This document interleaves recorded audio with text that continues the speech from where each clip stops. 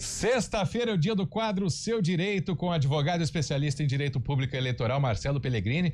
Olha, vou até contar um bastidor. Outro dia a gente precisava reprisar um capítulo aqui com o Dr. Marcelo. Aí a gente não conseguia achar, por quê? Porque é tudo datado. As notícias que o Dr. Marcelo comenta com a gente aqui, elas são as mais atuais possíveis, não é isso? Boa tarde, Dr. Marcelo. Boa tarde, Guarizo. Boa tarde, Thalita, hoje tarde, aqui com a gente. doutor. É isso mesmo, a gente até brincou uma vez aqui que teve duas notícias que a gente deu antecipadamente e ocorreram na semana seguinte. É muito legal, né? Acho que nesse ponto a gente está atingindo o objetivo de trazer um tema do momento, né, para o debate. É isso.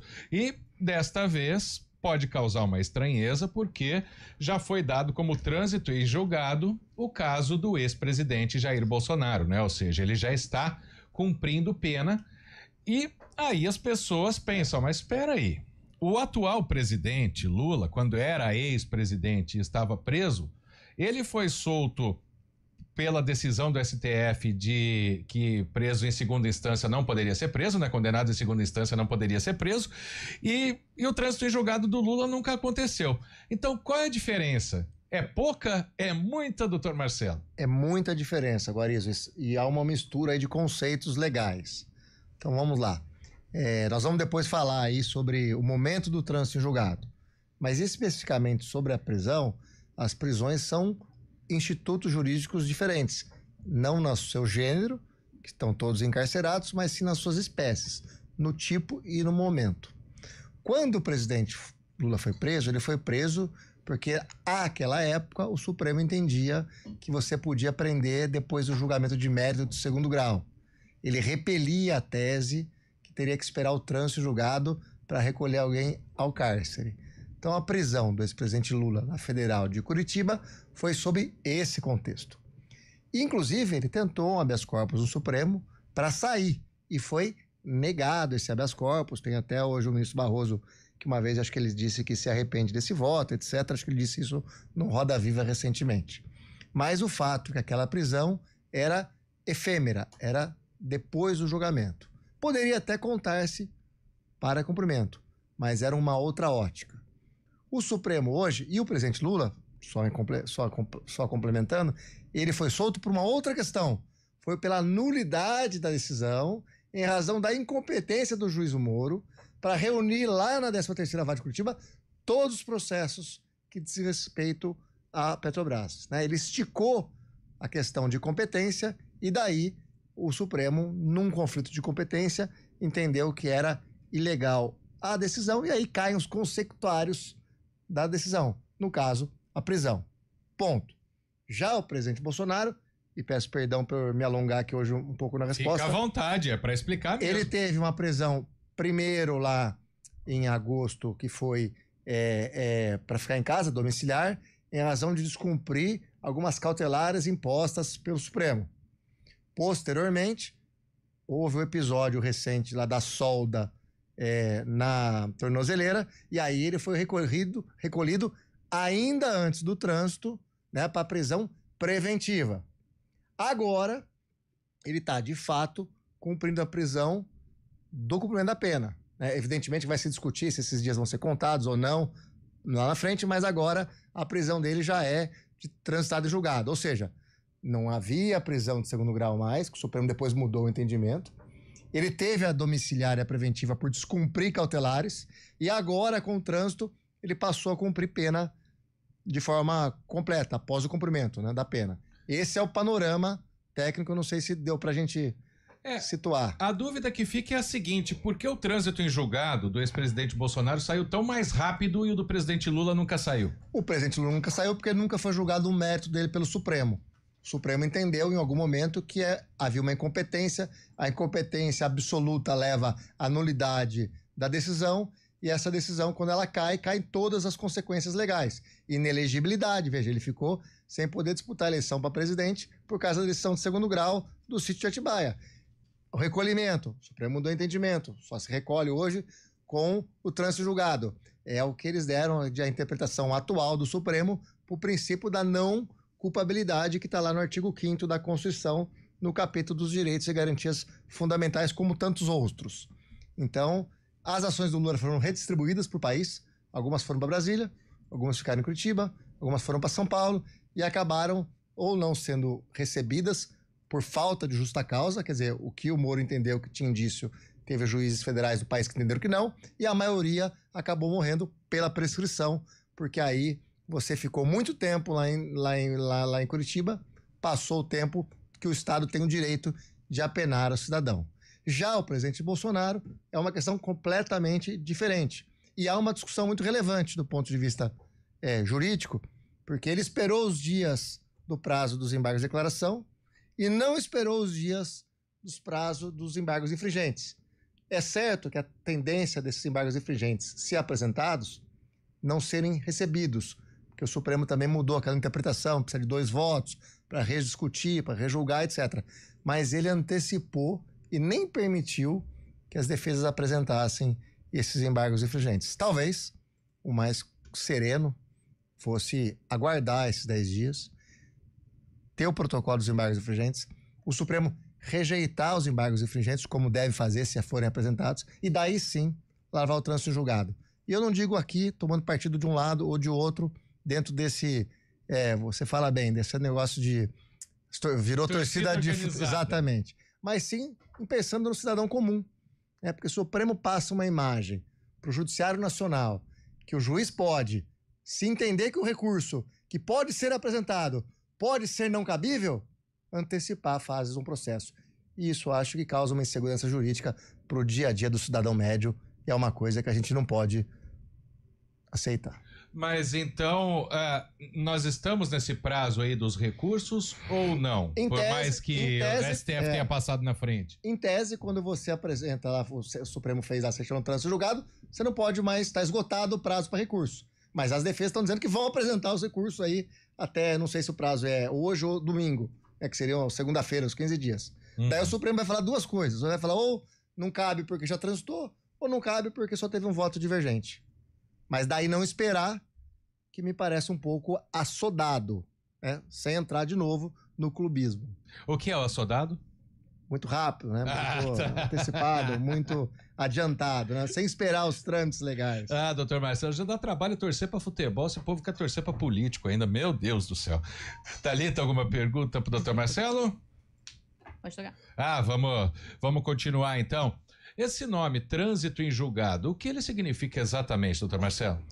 Que aquela decisão judicial é imutável, que, né, se fixou a decisão judicial, procedente ou procedente, condenatória ou condenatória, de ação criminal, trabalhista, civil, todas elas têm um trânsito, a partir do qual não se cabe mais nenhum recurso, salvo uma ação específica, chamada rescisória, em até 2 anos, para você anular um trânsito julgado, mas em situações muito peculiares.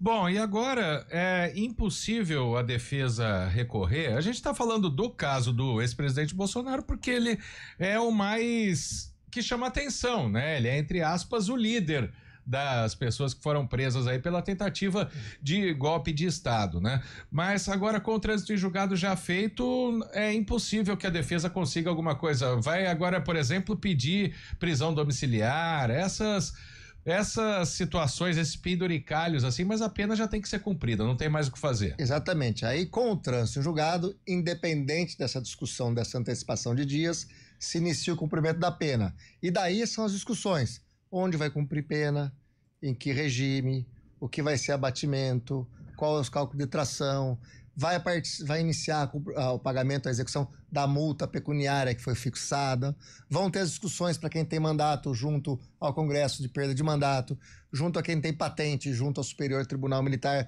para se perde ou não perde a patente. Aqueles que são servidores públicos, a abertura de processos administrativos disciplinares para declarar a perda do cargo e assim sucessivamente. E todos eles ficam inelegíveis. São todas essas consequências secundárias de um decreto condenatório transitado em julgado.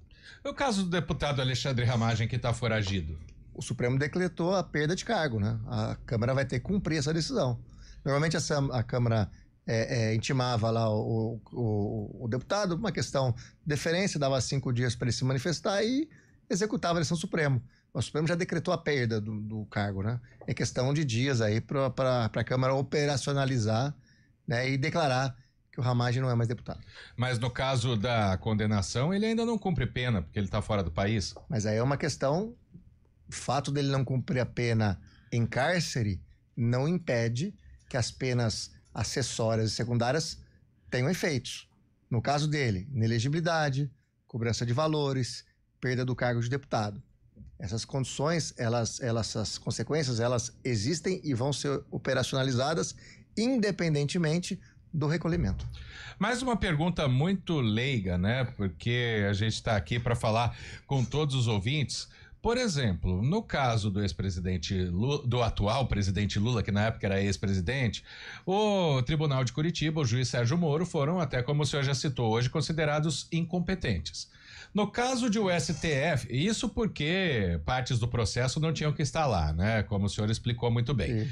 No caso do Supremo Tribunal Federal, alguém pode declarar um juiz do Supremo incompetente? Eu pergunto pelo nome, Supremo, né? Claro, então vamos lá. A questão da incompetência não significa um juízo de valor positivo ou negativo de alguém. É um instituto do direito para saber o lugar correto daquela ação ser ajuizada. Isso vale desde a ação mais simples de cobrança, de um despejo, até a ação mais longa ou famosa, como de um ex-presidente. Então, isso não denigre A, B ou C. Feito esse esclarecimento, o fato é que essas questões existiram. A maioria das defesas, se não todas, do Núcleo 1, alegaram a incompetência do Supremo para julgar o caso. Seja porque poderia ser o plenário, seja porque já não era mais presente, teria que ir para o primeiro grau, seja porque o juiz tinha interesse no feito, estaria lá impedido, né? Essas questões foram postas. E é o próprio Supremo que julga. Foi a própria primeira turma, de maneira colegiada e por maioria, que repeliu essas argumentações de incompetência da turma, incompetência do Supremo ou suspeição do magistrado. Pergunto isso porque nos documentos aí que foram descobertos existia um plano aí para assassinar o ministro Alexandre de Moraes, que está julgando o caso, né? Essa é uma discussão que foi levantada por todas as defesas e o Supremo entendeu por maioria que isso não impediria o ministro Alexandre de continuar relatando os processos. Então é o próprio Supremo que define se há ou não há impedimento de suspeição dos seus próprios membros. Uma aula do Dr. Marcelo Pellegrini, advogado especialista em direito público e eleitoral, sem nenhum juízo de valor aqui, explicando fatos do trânsito em julgado, tanto no caso do ex-presidente Bolsonaro, que agora já está condenado, né? E do ex-presidente Lula, que nem chegou ao trânsito em julgado, o ex-presidente Lula na época, e acabou sendo solto por uma mudança no STF, uma mudança de decisão. Doutor Marcelo, muito obrigado, bom fim de semana, até a semana que vem, provavelmente com outro tema quente. Bom, então vamos lá, só para fazer um último acréscimo aqui, hoje já tem algumas defesas pedindo lá para mudar para o regime da prisão domiciliar, como no caso do general Augusto Heleno, né? E já tem um parecer da Procuradoria favorável a isso. Então essas são as discussões agora. Sim. Das formas, dos requisitos do cumprimento da pena. Com relação ao final de tarde, muito obrigado. Semana que vem não sei se estaremos juntos, porque você acabou de me antecipar aqui, que é muito mais relevante que o nosso bate-papo. Isso, tudo é relevante. Mas um abraço a todos. Mas não, eu não vou deixar o senhor ir embora, porque chegou uma pergunta de ouvinte aqui e essa é muito esclarecedora. Gostaria que o Supremo tivesse o mesmo rigor com os traficantes do Rio de Janeiro. O Supremo julga traficante? Em sede de recurso extraordinário, sim, como última instância. Última instância. Então tem que passar por muita coisa até chegar lá. Vamos lá.